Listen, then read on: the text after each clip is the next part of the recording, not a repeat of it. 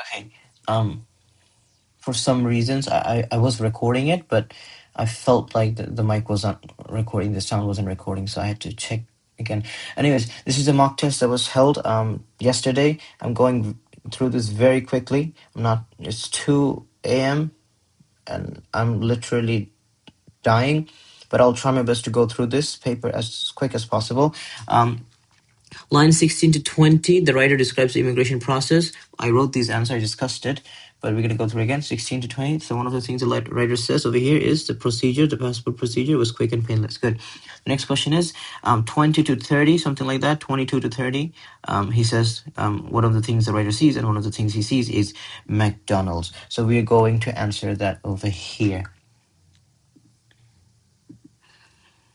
So one of the things he sees is McDonald's. Okay.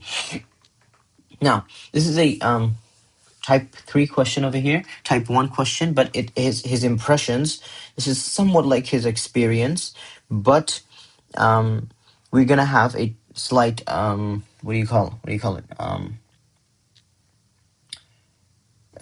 There's going to be some sort of like description as well, since this is a first person text, as you should know. You should have seen this. Another thing I should let you know, in question 3, remember question 3, the examiners assess you. Why can I not write? I'm going to kill myself. They assess you on your objective. What the hell? It's gonna be impossible to write on this. There you go. Oh god.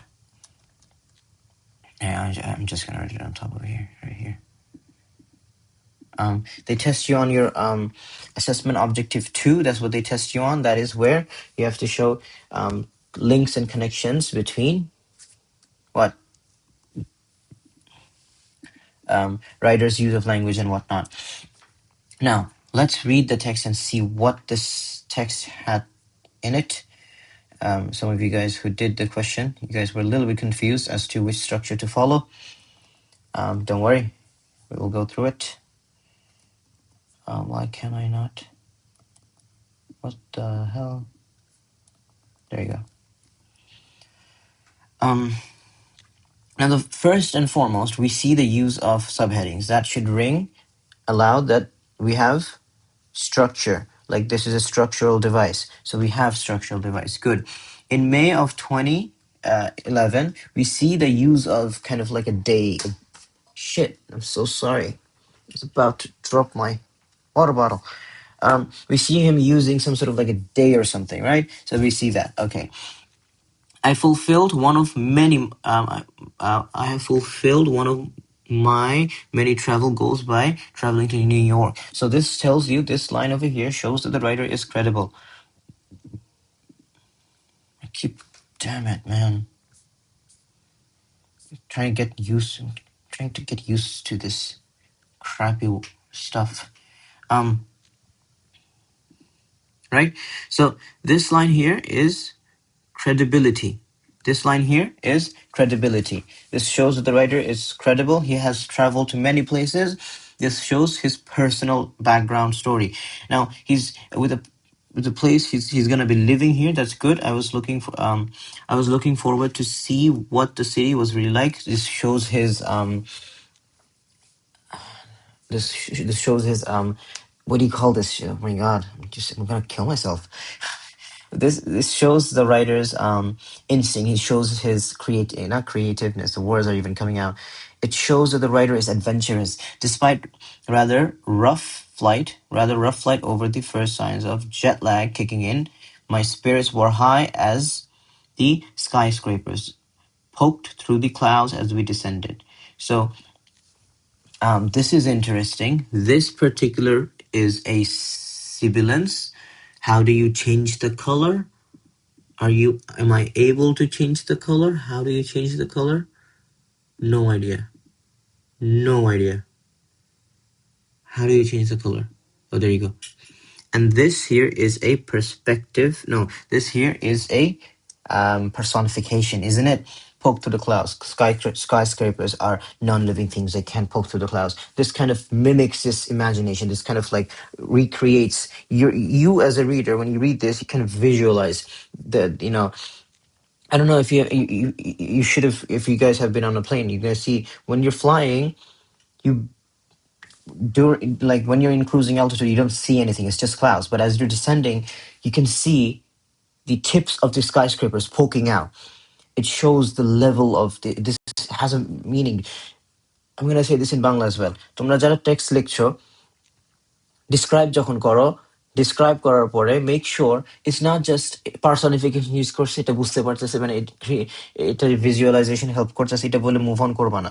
What you should do rather is describe what this thing, what the personification is underlining. It's underlining the fact, the sheer size of the skyscrapers. They are his spirits are as high as the skyscrapers. This shows two things. Skyscrapers are massive. They are gargantuan. Why? Their tips are poking through the clouds. It's at the point. The second point, he's comparing his what is it? He's comparing his spirits with the simile. This is a simile, as high. This is a comparison. Some of you wrote this, but what you didn't do is you didn't mention the device. Make sure you mention the device. Okay? Let me write this text to my colleagues. Wait a minute.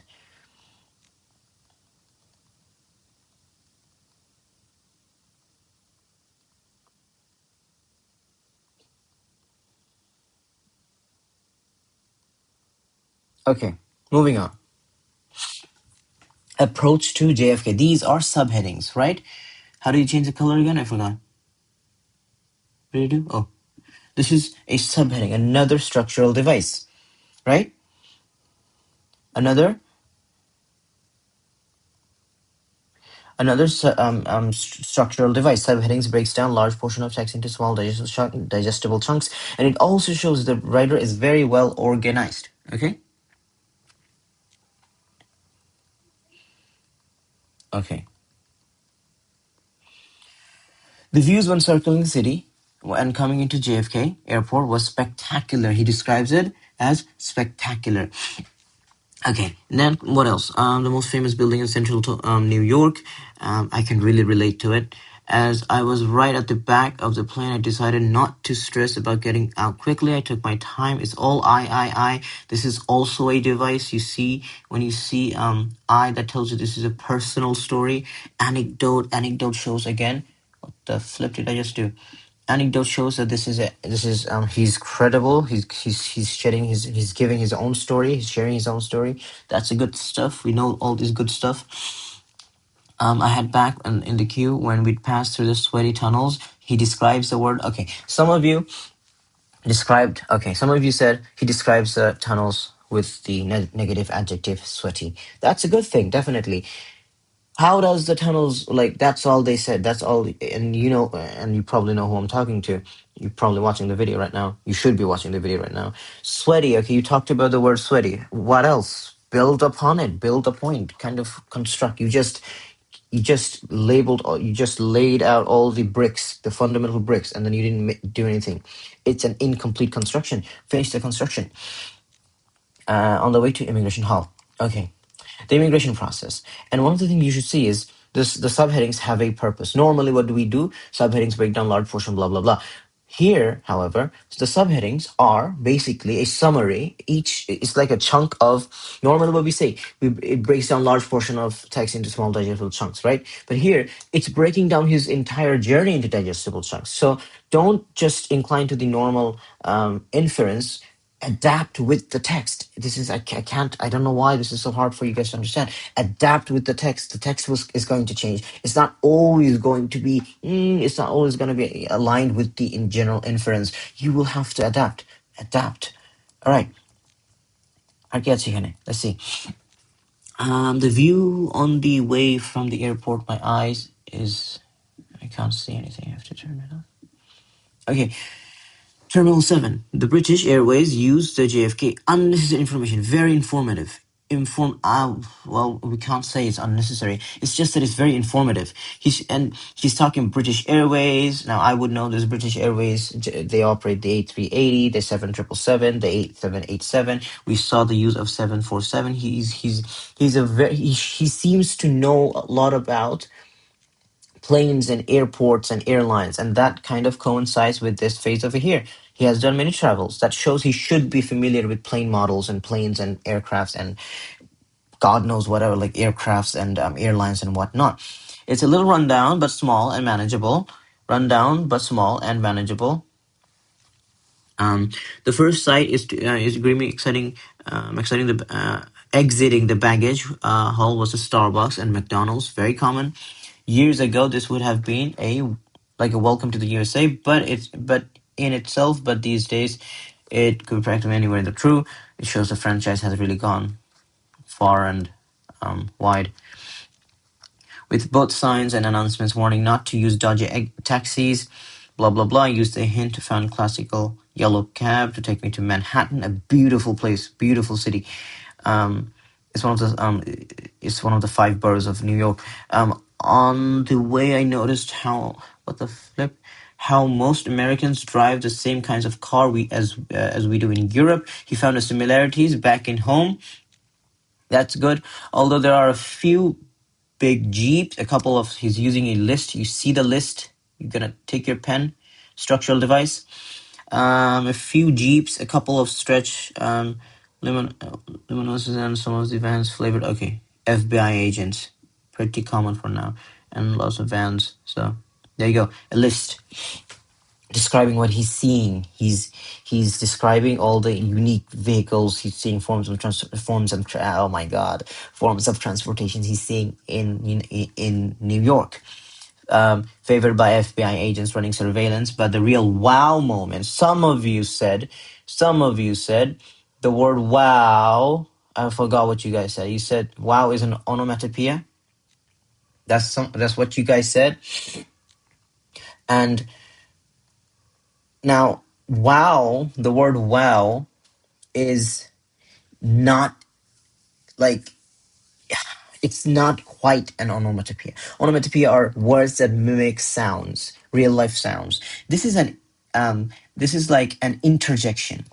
Like, you know what interjections are? I don't know, some you might not know the structural device. Interjections are words that are used to express emotions, not sounds. The word wow is not like, I get it where it's coming from. Wow, you see something that awe-inspiring tone, but it's not onomatopoeia. This is an interjection. This is an interjection, and interjections are words that are used to express strong emotions or surprise, like exclamation. You could even say this is an exclamation. Exclamation kind of shows that so far everything was mid, but that wow moment, that interjection, that wow, something is new, was when the writer saw the iconic Manhattan skyline as we cross the Queensboro Bridge, classic, with the setting sun. Now, the word setting sun. I'm stumbling. I'm stuttering, not stumbling. This is a sibilance. I love the word setting sun. It's a beautiful way of just saying twilight. It's just the afternoon sun. And the setting sun is a sibilance. Now, instead of just saying that he uses the word sibilance, or he uses the phrase, or I don't even know how you guys said it, the writer uses the sibilance setting sun to depict the beautiful what sun moment. I guess that's what you guys said. Let's also talk about what the sibilance does. It's mimicking that soft, warm tone. That's what alliterations do. SS. It creates that S, that rhythm, that soft tone with just the words itself. And then you also kind of imagine how the setting sun would look like. That's what you should be talking about. I had arrived. So that's ellipsis. This is an ellipsis. This is a structural device. This shows the writer was. There's a lot of, you would have to read what comes after, but probably it would suggest that the writer was relieved. Whatnot. Okay. So we found a lot of stuff. We found structural devices. We found sibilants. We found assonance. No, we didn't find assonance. We found a tricolor list. We found. I'm trying my best to keep this highlighting thing consistent, informative. We found credibility. Good, good, good. Move on, move on. Skyscrapers. Okay, I woke up early in the next morning in my host's apartment. The view from the living room was certainly not quite what I was used to, definitely, being 29 floors up as opposed to one. This shows the difference. He's enjoying this is fun. Manhattan are known for the tall buildings and penthouses and whatnot. The Midtown location was amazing, right around the corner from the UN building, the United Nation building, surrounded by even taller buildings. Buildings, he's describing the buildings to be very tall. I think this is the first time, most obvious sign of someone who has just arrived in New York. Definitely, New York is known for those large, obnoxious, long, tall infrastructures that they keep looking up all the time. Yep, now is the time to check the city's daylight with the benefit of 3 hours of sleep. Okay, this is a classic cliche. Classic cliche. This is a alliteration. Most people who have been to New York talk about. Okay, so it seems that, but like a lot of cliches isn't also true. So he's showing that he doesn't like the notion. The Big Apple is, of course, the backdrop to countless movies and TV shows that you'll find something you recognize or which familiar most corner. That's true. That's true. A lot of the Spider-Man movie and so many movies were shot in Manhattan. You'll see New York City as a whole. You'll see those yellow fire hydrants, newspaper vending machines, and walk, don't walk signs. So he's highlighting the common things we see. This is also a structural device, so I'm going to use a purple. He's using the list to kind of summarize the most common things we see, or you're supposed to be seeing in New York, which are a cliche, but these cliches are true. The sheer level of noise in the streets. When you walk along the busy streets of New York, it's like somebody's turn. It's like, again, another sibilance. This guy's using a lot of sibilance. It's like somebody turned the volume up. Now, if you don't know how to make an inference about this, don't talk about it. Just simply don't talk about it. You're gonna make it worse. Just kind of it's like this. You could give an inference as in when somebody's listening to something that's loud enough, and then somebody comes and jabs their finger on the volume button and rises the volume. Your eardrums are gonna burst. It's also to my ears, right? So that's what he's saying. But it's also to my ears amazing how this is a contrast. It's like somebody turned off the volume, this is a negative thing, and now he's saying that it's something amazing as well. This is a contrast. It also, to my ears, amazing how people just do not care who hears their conversation. A contrast. The contrast highlights how, let's read it first before we say anything. Contrast. Hear the conversation, whether in person or on the phone. This shows the mentality or the socially how people are distant from each other. You could say that.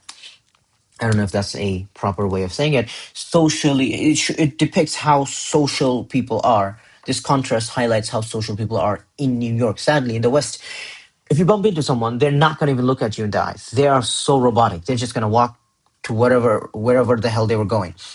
And if you were to kind of like, walk up to someone and try to strike up a conversation, they would look irritated, and sometimes they wouldn't really like the fact that you bumped into them. And so this shows, unnecessary knowledge, I know, but this shows that people are not so friendly, not so social. You get a fascinating insight into their private lives on New York in the form of 10-second clips as you pass and move out of frame. This is really true. Amazing. It's like, I don't want to get into details. We don't have time for those chit-chats. The scale of place. Finally, it's only when you get up high and you fully appreciate how mind-blowing New York architecture really is. This is so true. New York's architecture is just awe-inspiring. It's magnificent. Those who haven't been there, you guys won't be able to fathom how beautiful and just amazing it looks. There's a reason why everybody wants to go to the United States. Most of them end up in New York anyways. That's where they want to go. It's a beautiful, beautiful, beautiful, beautiful city. Both the Empire State Building and the Rock. Oops, I'm running out of charge. I should charge the device. Give me a moment. Okay, where were we? Let me plug in my charger a little bit. Okay. Where were we?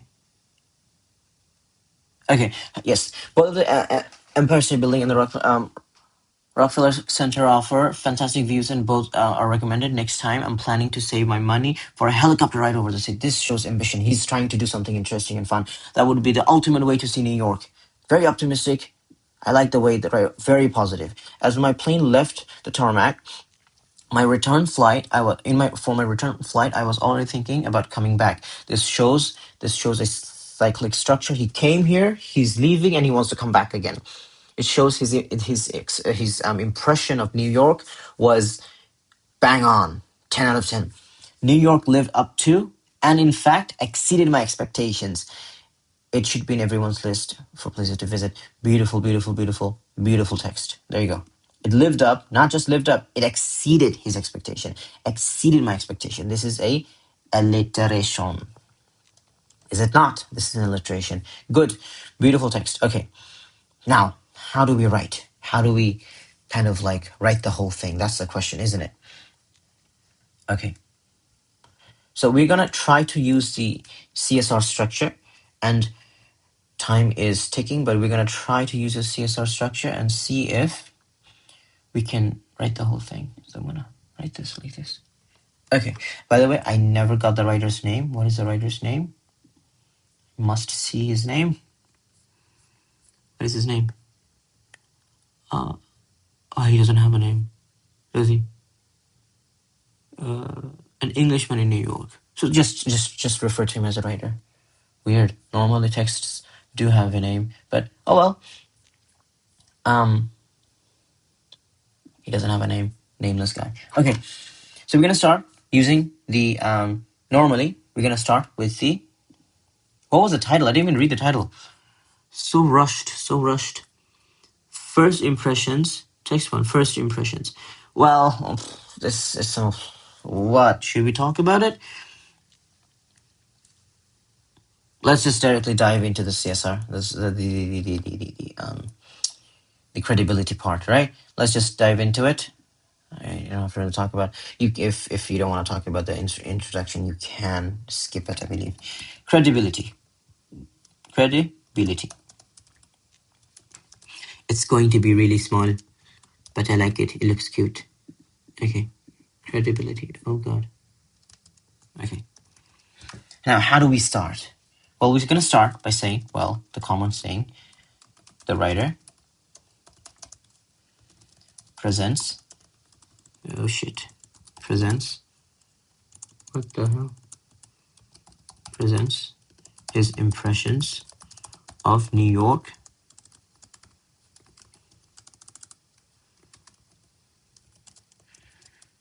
in a credible manner. Okay? Now, what else do we do? The writer narrates the text or narrates his impressions. Oops, I have to go to the second line. Impressions. Narrates his impressions in first person. This is evident from the use of personal pronouns. I, implying, they're gonna be spelling typos, implying that his text is what? First person, or you could say it's a personal account. He narrates the text in first person, or it's a personal account. You can say that his text is implying that his text is how do you say it? I'm just so distraught right now. This is evident, and this should be capital. This is evident from the use of personal pronouns, like implying that his text is holy. God, what the hell just happened? Implying? What does it imply? You can't. Where's the cursor? Implying that his text is first person. Just say that. First person. Moreover, again, they're not capital. Moreover, I want to. Well, we don't have any option. Moreover, what else can we say? Moreover, he establishes his credibility, or establishes his credibility by sharing his personal background. We saw this, didn't we? Background as a holy God, as a traveler. What did he state? Stating that he, we're going to quote, start quotation. What did he say? He fulfilled one of many travel goals by traveling to New York. So it shows New York is one of the stops, right? It's not the only stop, not the first stop, it's one of the stops. So his journey goes far beyond, right? What the hell? Stating. I did not call Siri. Oh my God. I have ADHD. It's gonna bother me. Stating that he fulfilled one of many travel goals. We're gonna move on to the next one. Many travel goals. Okay, that's what he said. By visiting the city, basically New York City, right? And now this does something. This shows, this kind of like opens the lens that he has a very long desire for traveling. He has a long history of traveling, and he has a good desire. Like, he likes traveling, right? So this clearly shows that the writer is well experienced when it comes to traveling,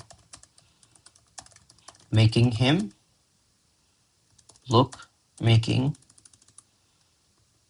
his credibility, or making him more credible in the eyes of the readers. We can say that. Are we done? No, we're not done yet. What else are we gonna say? What are we gonna say? Okay. We can add more stuff. This is the mark scheme. What am I doing? Oh, we have the mark scheme here. Yes, I was going through your questions. We're going to check the mark scheme after we've written the thing, all right? Let's not go through the mark scheme just yet. Where the hell are we? There you go. Let's go to the text.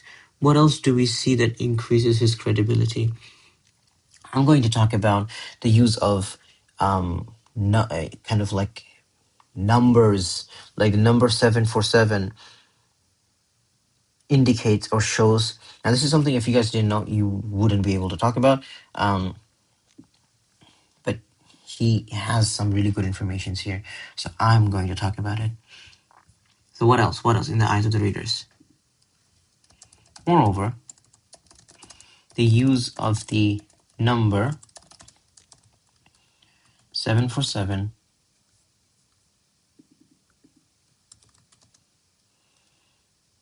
suggests a plane model, and the use of and the mention of, no, that's a fact actually. That's actually a fact that British Airways do have direct flights in. Um, this is a fact which British Airways use. This is a fact. This is increasing his credibility. What am I doing, man? This increases his credibility. So we're going to write this down and mention and dimension, and he states the fact, and he states a fact that JFK, to furthermore solidify the fact that he is indeed. Now, this is problem. No. They did tell us that the gender is a guy, so that's good. I thought we were assuming his gender, and this day and age, he could get killed possibly for that. The fact that he is indeed a well experienced traveler, as these intels. Oops, running out of space. As these intels, as only keen and astute travelers, no, only keen travelers, not astute, doesn't go, travelers would be familiar with such intel. Again, shining light on the fact that I'm going to do something. I don't like this. What I'm going to do is I'm going to copy this and I'm going to, oh shit, that's not good. Oh my god. How do you bring it back? Oh my god. Thank goodness. Let's not do that. Let's not do that. Let's leave it like that. It's getting a little cramped, but the fact that he is, again, lining on the fact that he has traveled to multiple other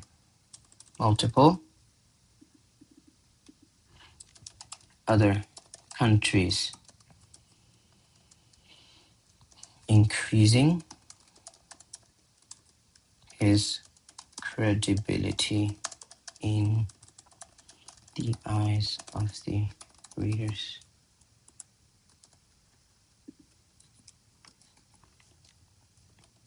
Let's get into structure.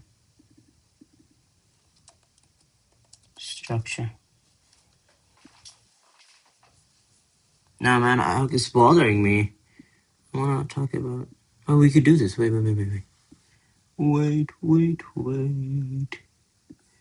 Holy mother of avocado.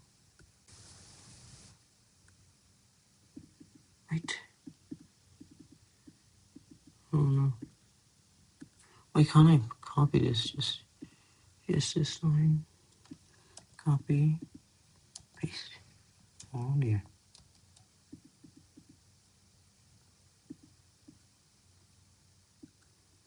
I'm going to paste it here. And I'm going to bring this up here. And I'm going to take this over there. Just bear with me, guys.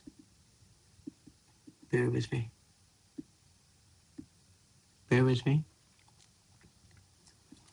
Just bear with me. Oops.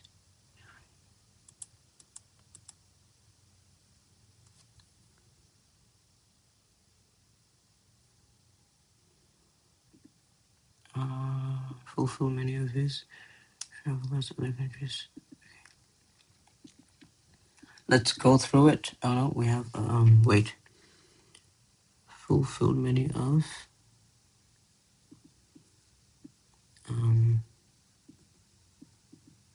this is so difficult. Why is it so difficult? Oh my god. What am I doing?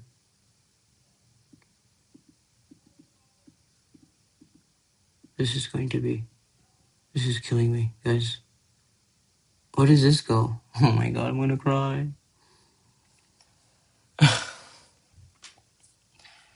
Okay, I think we're not gonna be able to. No. He establishes his credibility. This goes up there. Credibility by his back, stating that he's full many blah blah blah. King Travel has fulfilled many travel goals, right?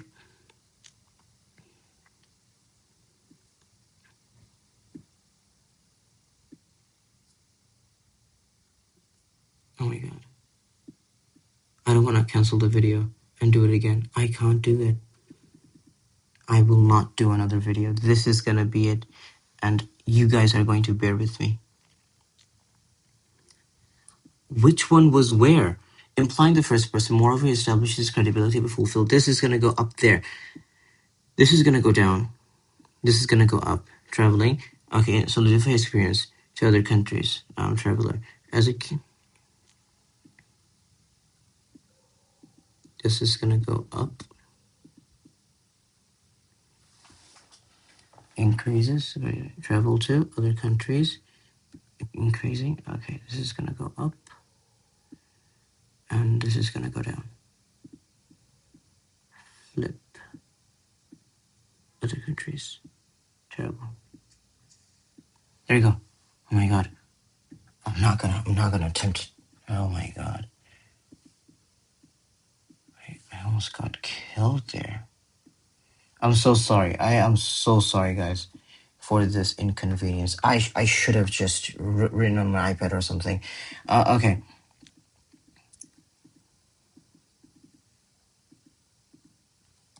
Structure. Now, how do we start? Now, we say that the writer presented his ideas, presented his ideas in a well-structured manner. Right? And then we're going to move on to the second point. The writer uses, what does he use? Clear subheadings. Like when he states, what were the few subheadings that he used? What were the few subheadings he used? The skyscrapers and the approach to JFK, right? So now it's not gonna go. Oh my god, I'm gonna start cussing right now. Like one of the things he states is what? Approach to JFK. And another thing he says is the skyscrapers, right? The use of these subheadings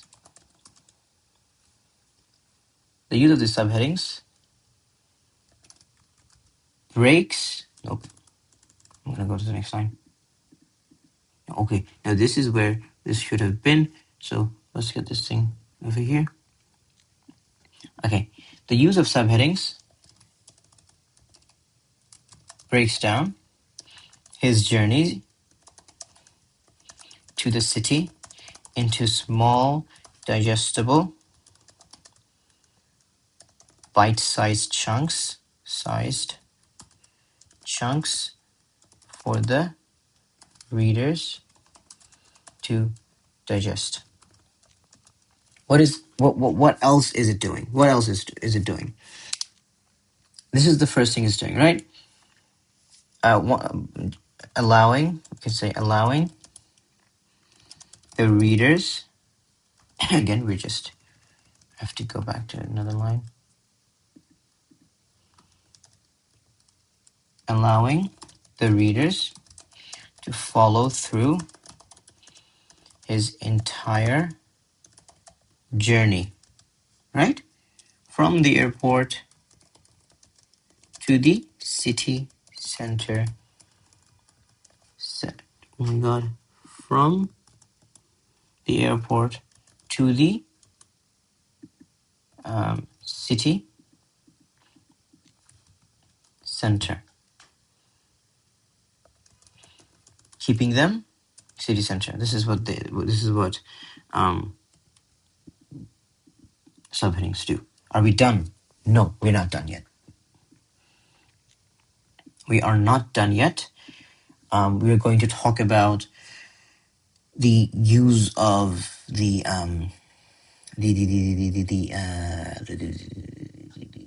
what was it? What was it? The sibilants. No, the simile, right? The simile. Okay, so we're gonna start it like this. The writer uses the simile. What was the simile? We're gonna go to the text. There was no reason to be this stingy. Like, this is bothering me so much. There was no reason to be this stingy. But oh well, I learned my lesson. My spirits were as high as the skyscrapers.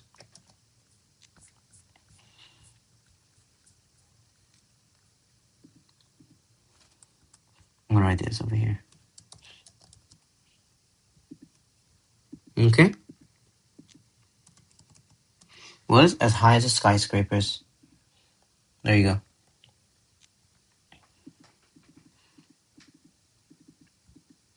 Now, what does this do? To depict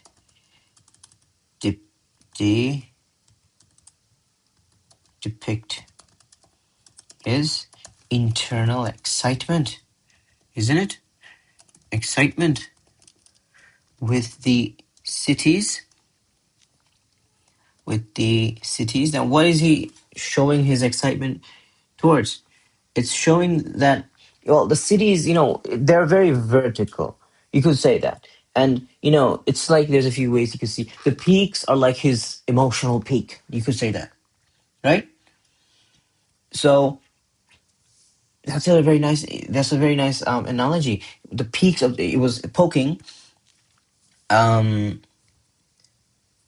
It's just this analogy could be used if you want. If you don't want, if you don't want it, we can literally just talk about the normal one, which is that he was personifying the buildings. He was personifying the buildings. As you remember, he said, as it poked through the clouds, to emphasize their immense size, basically. Excitement with the cities. We could say verticality, suggesting an immediate. I'm gonna go down. An immediate emotional, and we're gonna relate it very smart. This is a beautiful way of saying it.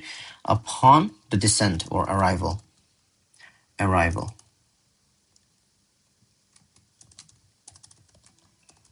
Okay, then what we can say? We can say that he uses personification. We can say like this. By personifying the buildings as they poked through the cloud, the writer is, do you have space? Emphasizing the immense height and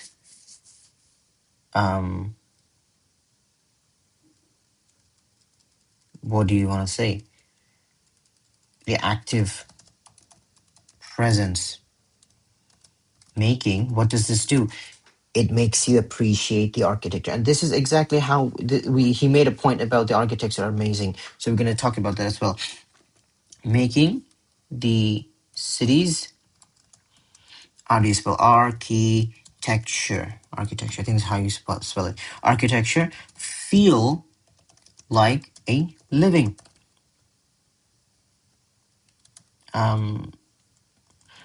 How do we say it?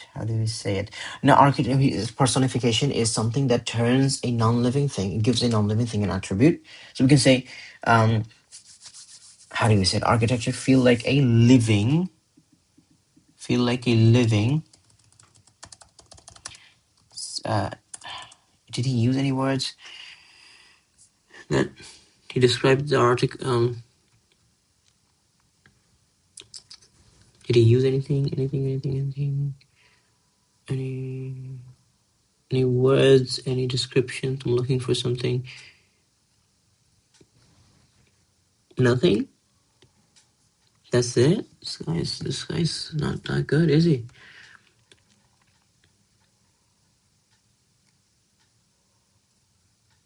No.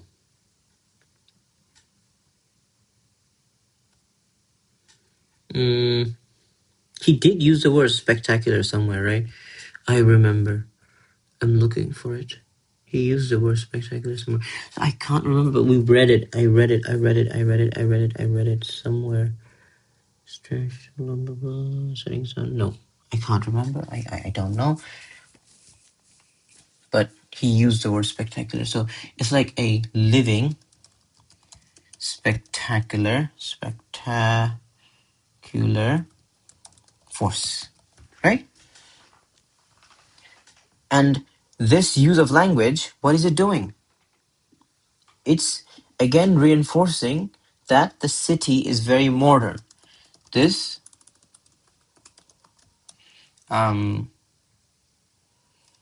this tone reinforces, we're doing the same mistake again, reinforces the idea that the city was actually mind-blowing. I think that's what he said. Mind-blowing in the text. So there you go. Okay. What else does he use? What else did he use in his text that we could talk about in structural sense?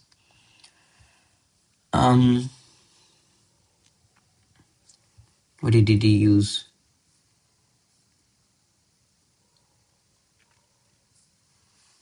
Anything else? Yes, he did. He used the tricolon. Is it tricolon fire hydrants and he's repeating? Yes, he used the tricolon. He used the tricolon to depict the iconic sights, iconic scenes that make New York, New York. The writer uses the tricolon or triplet. Holy God. We're gonna copy this. No, not the whole thing. Just this bit. I'm gonna write it over here. Okay? There you go. I'm getting the gist of it. It's taking me a while. It's taking me long. I think it was walk and don't walk signs. There he uses this triplet to depict the common sites, to depict the common sites, or you know what, let's just say he uses a triplet.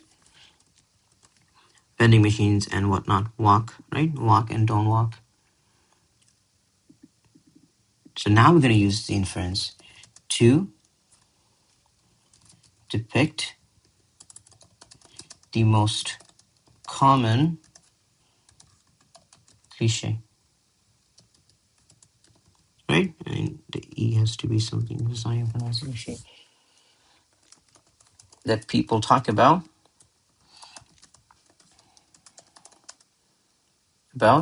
when they arrive in JFK. The fact that the writer himself approves this indicates how these classical sites make the picture or paint the picture of JFK in the eyes of travelers.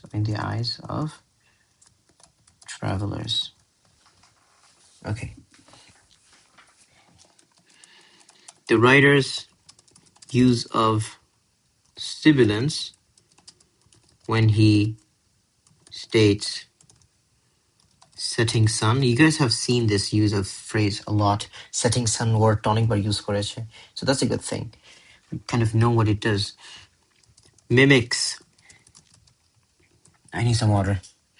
I need some water. Where's my water bottle?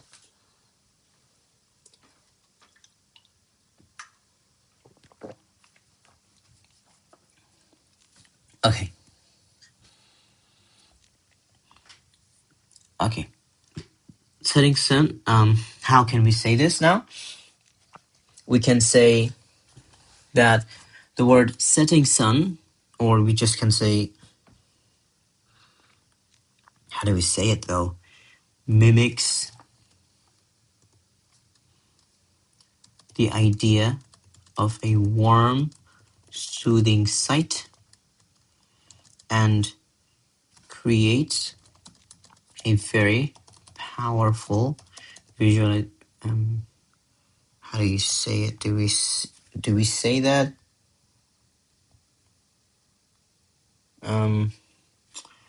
I'm trying to think about it. Can we do that? Okay, fine. Let's and create empowers a very. Let's just say. We not say create and implants a very powerful visual for the readers to imagine. It describes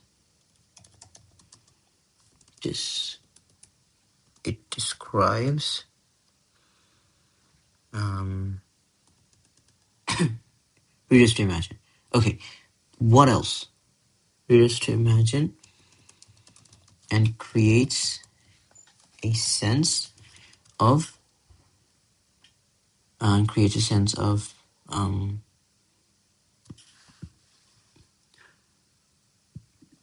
we should say which mimics. You get to right here, which mimics the idea of a warm, soothing sight and implants a powerful visual of the twilight that made twilight for the readers and creates a sense of. We can leave it up there. We can leave it to there. No worries. Moreover, let's list all the devices we see. The writer used ellipsis, right? Where do we see he used ellipsis? Where do we see he used ellipsis? Right over here. When he had arrived, right? So it's like when it's like, how do I explain it? I'm going to use an example. When you go to visit your grandma, right? And say your grandma lives in a 2-story house and whatnot. You're in the house, but you don't feel like you've arrived at home until you see your grandma. So the moment you see your grandma, you feel like I arrived. It's creating that sense of awe, right? That awe that kind of makes the writer feel home, or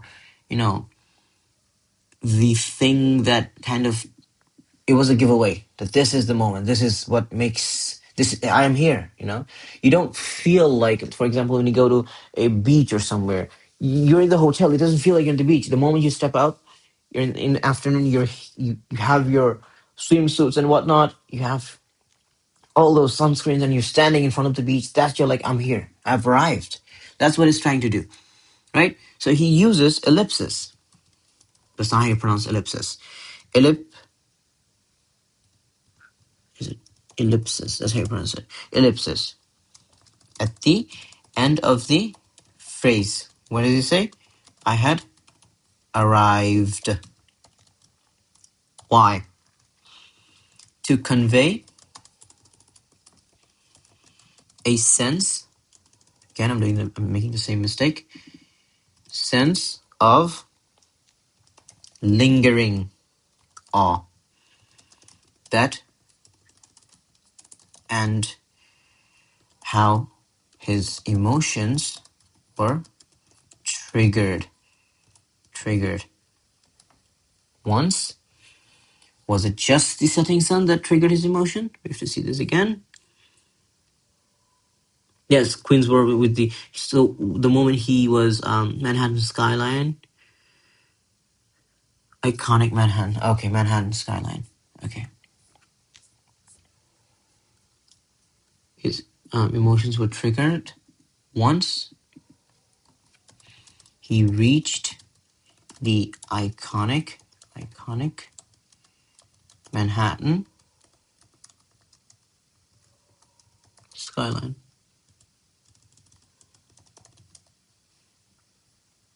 I made a mistake. There you go. Okay. What else? Anything else we can talk about? Oh my god. I can't. Okay. Manhattan skyline. Okay. That's pretty much it for the structure part. We can talk more if you want. We can talk about, what can we talk about? Yeah, I think it's fine. I just want to get this over with. I want to get it over with. Okay. So there you go. This was structure. Now let's talk about register. Register. Right? Let's talk about register. Now the first thing we can tell, the text is informal. So we can say the writer conveys his or presents his ideas, presents his impressions of New York in an informal tone. That's the first thing we can tell, right? That's the first thing we can tell. Okay. So what else can we say? Look at his use of language. What did he say? Where was it? At the very start. কি বলেছে writer? Jet lag kicking in. এভাবে কেউ কথা বলে? This is an informal way of talking, right? This is an informal way of talking. What else? আর কি কি বলেছিল? Dodgy taxi বলেছিল somewhere. I remember. He said dodgy taxiways. Dodgy taxi. The word dodgy. It's a very British word, by the way. Dodgy. Have you eaten dodgy food? Dodgy. Wow. All of these suggest that the writer is key. Key. He is talking in informal. Okay. Was this text humorous? We have to see. Mistake, I was then back in the queue we passed through with sweaty tunnels on the way on the immigration. Right? Fine. We can talk. I guess you could say that the text is, well, the text is engaging. I wouldn't say it's humorous. It's engaging. I wouldn't call it humorous. So be careful with what the deductions you come up with. It's engaging. It's not humorous. He didn't use any humor. So he uses colloquial languages, whatnot, right? Anything else that stands out? No. And then we're going to give some personal comment, like a perspective comment or something. So we can see this. Throughout, why did that become yellow? Throughout his text, the writer, what do we say?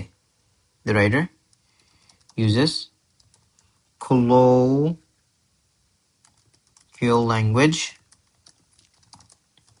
colloquial phrases like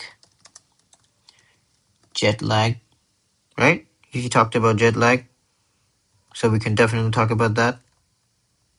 How do you spell jet lag? It's jet lag. Oh my god. Jet lag. There you go. Kicking in and wow. Right? Which indicates, now this is very unique comment you could give, that he's being himself, that the writer is being himself and is sharing his raw experience. I just read the short experience with the readers. The use of colloquial languages keeps the tone engaging. That's not how you pronounce engaging and lighthearted, keeping the readers hooked in. This is an inference and development. Okay, what else? His text. What did he use any reassuring tone? No, none whatsoever. But he ends his text in a very positive way. It would be the ultimate way to see. I appreciate it. Okay.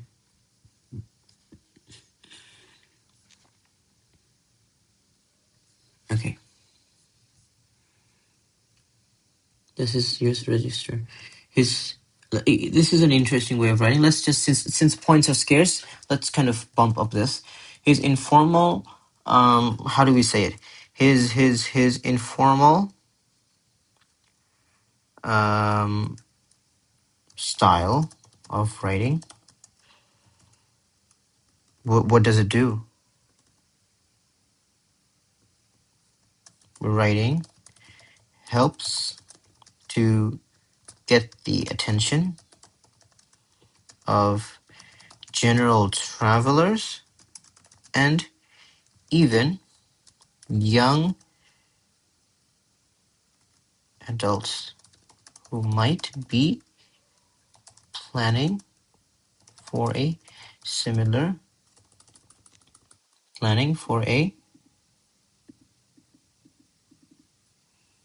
is the there it is, for a similar trip to the States, right? To the States. We can definitely say that. Okay. What else? We're not done. Now let's have a perspective comment. Now, one of the things about his perspective comment is, well, throughout the text, his text is always reflecting on the scale of the city. Isn't this the case? The cities are big, right? Skyscrapers. This is an interesting way. Sometimes if you have a text that has scarce points to talk about and some inference and like some perspective comment, you could give one paragraph just dedicated on a perspective note plus the conclusion. That's what we're going to do. Then we saw that the writer, throughout his text, he's repeatedly we see him describing the scale of the city being it's massive. And then he was saying that he had a very different view from the 29th floor. That is scary. So we can, this is completely, it's going to vary from candidates to candidates. The entirety of the writer's text revolves around, or we can say the different thing. Writer's text carries, we can talk about the motive, visible motive. I showed you guys a sample answer of a type 1 question that had this one paragraph of writer's motive, right? Of NYC as a, well, it's this very cinematic city, cinematic and large city, cinematic, lively and large city alliteration. He repeatedly references to the scale of the city, right? Like when he admitted, what was his admission? What did he admit?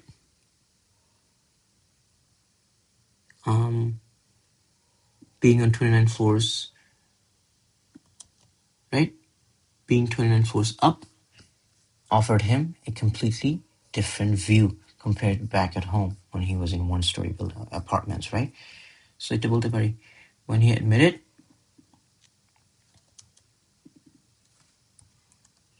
that views from a 29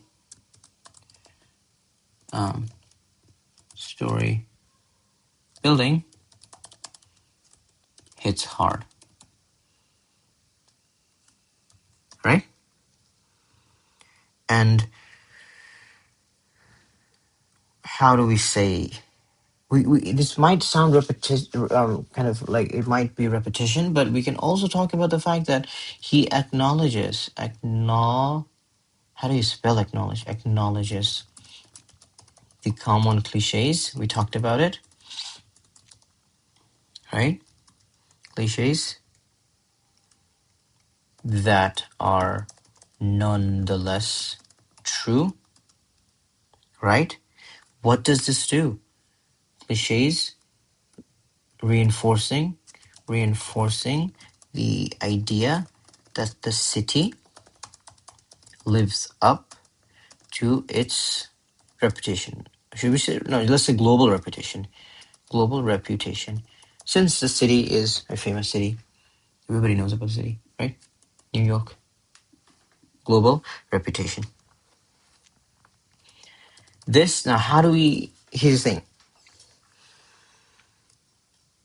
It's like, now, this is what I personally understood from reading the text. I didn't read this text before. I just randomly gave it to you guys. I scanned through it. This is what I understood.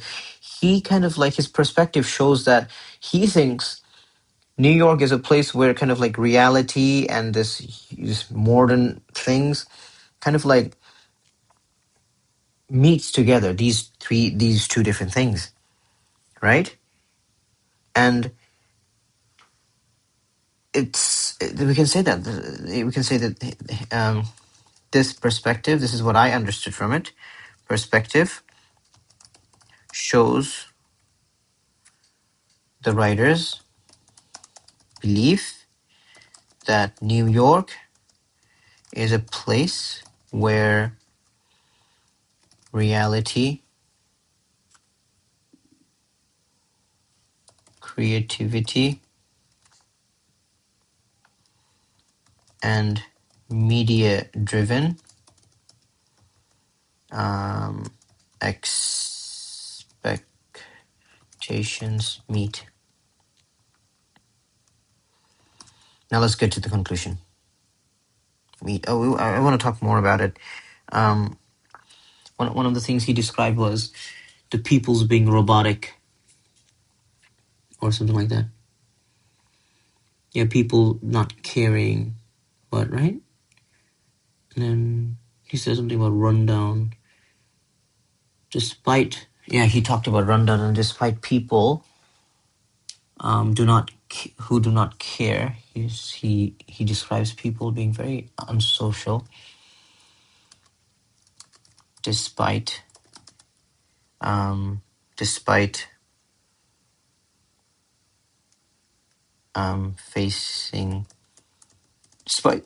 being faced with rundown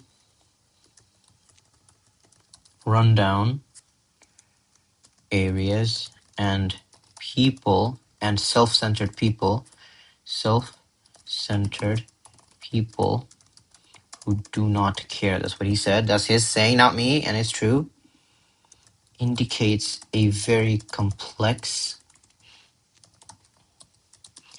yet captivating idea, notion, captivating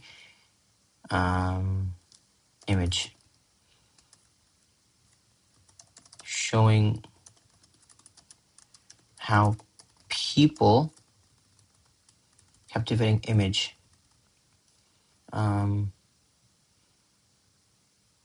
suggesting the flow of. I literally have. I'm just struggling right now. This is a very forced. This is a very forced inference. Let's just leave it there. Just leave it there. Captivating image. The writer. I'm just gonna die. The writer concludes on a positive note. He states, very simple. Nope, it's not where we go. We go here. What did he say? New York lived up to and, in fact, exceeded my expectations. He states, New York lived up to and exceeded. Exceeded. No, wait. Did he say exceeded? I think there's another word. And even, and in fact, exceeded. Okay.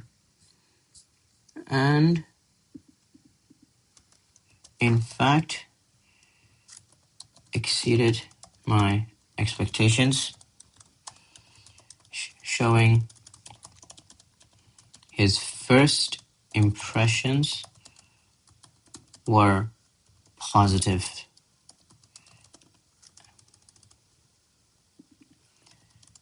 The text ends with an advice from the writer suggesting, urging the readers to keep New York on their bucket list for travel. This is not how you would write in the exam. Definitely. This is a very rushed answer. Since this is a mock paper, I do not have any solution. I don't know why. This is the first time I'm taking this mock. I have not covered this mock in previous batches, so I don't have a ready-made answer. Ready-made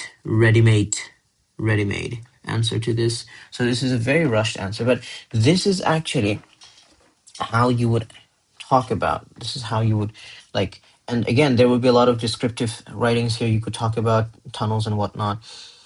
And this is the most common answer style you should have followed. You guys should follow in this question. Again, this is very rushed. The descriptions are not fully given because, I mean, it's impossible for me to completely solve a mock paper because there are like tons of mock papers. But this is actually how a sample answer should look like.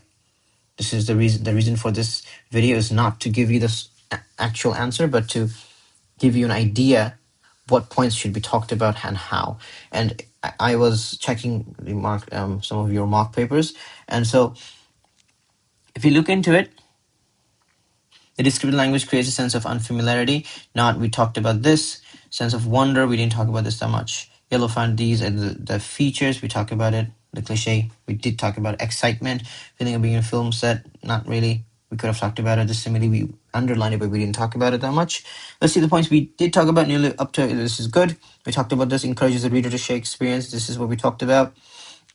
Big Apple, we haven't talked about it, but we did talk about the fact that he uses colloquial language and informal language. We did talk about that. Manhattan and whatnot, proper nouns. This is really, yes. Oh, this is something I did slip my mind. Come on, man. It's 3 a.m. 3 a.m. in the morning. What do you expect me to do? But this is something we should have talked about, definitely. He's using collective noun. What is collective noun? Collective nouns are what? Place names and whatnot, right?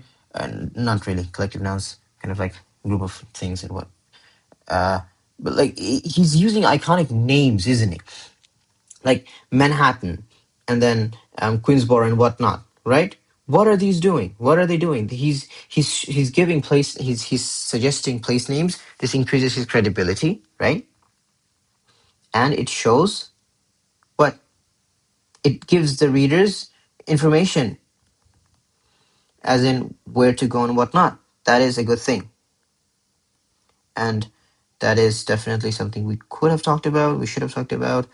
That increases his credibility. Actually, this falls in the collective. It's like, and the reason why they say collective now is like a lot of places and buildings names and whatnot. It's nouns. You could have just talked about he uses iconic names. That itself would be a correct analogy. What else did they talk about? First person. There you go. Immediacy, realism. There you go. We did talk about that. It feels like he's sharing his real, raw emotions, raw experience with us. Let's check the first ones. What was our answer for the first question?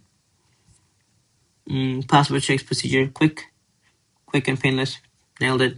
McDonald's. Nailed it. There you go. All right. This is not the best. Again, these mock solution paper videos are not going. These mock solution videos are not going to be like A to Z answers. Maybe not this one. This wasn't the best answer, but hopefully in the future, when we get time, we're gonna get into the other questions. Question 6 is gonna be the next video. Question 7 and section. I'll go through section B. I will not solve section B. I will go through the structure points and the things you should be talking about. And section C is something we might talk about if we have the time.